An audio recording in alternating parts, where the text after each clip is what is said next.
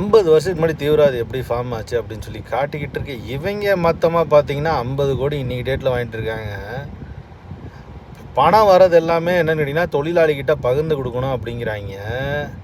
ஆனால் இவங்க எத்தனை பேர்கிட்ட பகிர்ந்து கொடுத்தாங்க அப்படிங்கிறது தான் ஒரு பெரிய கேள்விக்குறியாக இருக்குது. இன்றைக்கி வரைக்கும் லைட்டு மேனு, கேமரா தூக்குறோம், வெயிட்டு தூக்குறோம், சாப்பாடு போடுறோம், அவனுக்கெலாம் சொந்த வீடு இருக்கான்னு கூட சந்தேகமாக இருக்குது. ஆனால் இவங்க ஒரு படம் நடித்தாங்கன்னா 10 கார் வாங்குறாங்க, 20 வீடு வாங்குறாங்க. ஏன் தான் இவங்க சுயநலமாக இருக்காங்க, அதை பற்றிலாம் படம் எடுக்க மாட்டாங்க. 50-60 வருஷத்துக்கு முன்னாடி எங்கள் தாத்தா தான் இருந்திருப்பார்.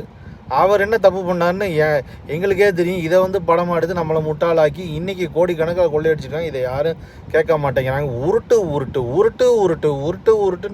டேரக்டர் எடுத்துக்கிட்டு இருக்காங்க. அதையும் நம்பி படம் பார்த்து கிளாப்ஸ் கட்டிக்கிட்டு இருக்கான்.